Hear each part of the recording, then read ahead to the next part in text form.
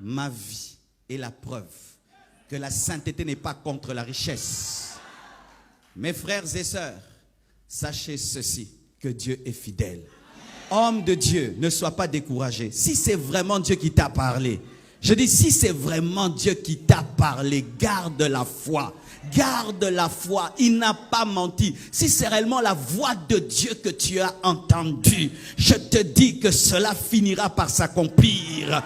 Mais voici ce que tu dois faire. Si tu traverses des moments de désert, accepte de te nourrir de la manne en attendant de manger la caille et de manger plutôt le lait et le miel. Car si tu meurs de gastrite, tu seras mort avant.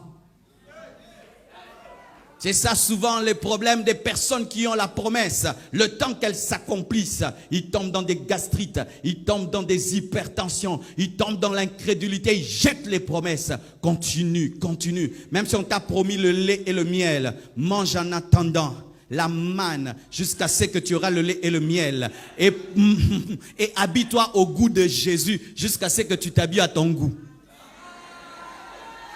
Tu sais c'est quoi s'habiller au goût de Jésus? La Bible dit ils étaient dans le désert, leurs habits ne s'usaient pas. Mais c'était la même robe quand même, le goût de Jésus. Mais en Canaan, tu t'habilles à ton goût. En ces temps-là, je m'habillais, si tu me donnes, je porte. Donc, je n'avais pas la veste que je veux. C'était celle qu'on m'avait donnée, le goût de Jésus. Ainsi, j'avais des fois des vestes longues, puis ceci, au goût de celui qui m'a offert. Des fois, des chaussures, tu mets dedans beaucoup de chaussettes, au goût de celui qui m'a donné. Et si tu ne portes pas, tu n'as rien à porter. Mais maintenant, je m'habille sur mesure. Alléluia! Continue à manger la manne jusqu'à ce que tu auras le lait et le miel. Ne rejette pas la parole, ne rejette pas les promesses, jusqu'à ce que cela arrivera. Dieu est fidèle. Mes frères, Dieu est fidèle. Et aujourd'hui, quand j'entends, je vais sur Internet, les gens disent, Marcelo est un multimillionnaire. J'ai dit, waouh, Marcelo, maintenant on dit de toi un multimillionnaire. Eh, Dieu est bon, hein? Oh, Dieu est bon. Dieu est bon. Ah non, il est franc-maçon. Tu vois, il est devenu riche parce qu'il est franc-maçon. Au lieu de dire la grâce de Dieu, c'est maintenant la franc-maçonnerie. Et puis ils disent que non, moi j'ai une magie qui me pousse à craindre Dieu. J'ai dit, ah, Satan s'est converti, hein. Vraiment, Satan s'est converti. Il te pousse à vivre dans la pureté. Ah, là, le diable vraiment reçu Jésus comme Seigneur et Sauveur. Vous voyez ça? Quand ils ne trouvent pas d'argument, ils disent non, il est dans une loge où on leur exige d'être saints. Ah, le diable s'est converti. Jalousie.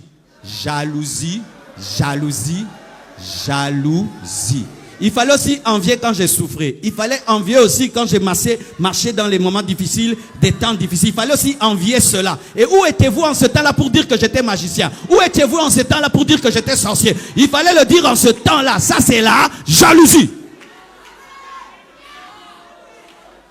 Des gens qui ont le ministère que d'attaquer les gens connus. Jalousie. C'est quand tu insultes que tu as beaucoup de vues. Quand tu enseignes, il y a peu de vues. Jaloux. Alors, il faut que tu insultes les gens pour que les gens te suivent. Si tu enseignes, on ne te suit pas. Tu es jaloux. Quand tu enseignes 300 vues, quand tu insultes 100 000 vues, jaloux. Oui, quand on voit un homme de Dieu, quand il insulte les gens, il a beaucoup de vues. Mais quand il enseigne, il a peu de vues, c'est un jaloux. Et il doit insulter les gens connus pour avoir des vues. C'est vraiment un jaloux. Et c'est quelqu'un qui n'est pas heureux dans sa propre vie. Parce que quand tu es heureux dans ta vie, tu n'as pas le temps d'être tout le temps derrière la vie des autres pour les insulter. C'est un homme qui n'est pas heureux. Moi, je sais qu'il n'est pas heureux. Tu ne peux pas être heureux tout le temps en train de... Il a dit quoi? Il a fait quoi? Oh, tu vas même prendre des photos sur Facebook des gens. Donc, tu entres dans mon Facebook et puis tu... Ah, vraiment, jaloux, distrait. Tu n'es pas heureux. Homme de Dieu. Lorsque tu fais de ta vie, tu ne fais que scruter le ministère de l'autre tout le temps. Tu ne seras jamais heureux, tu n'avanceras pas. Car sachez ceci, que l'arbitre n'a jamais le ballon d'or.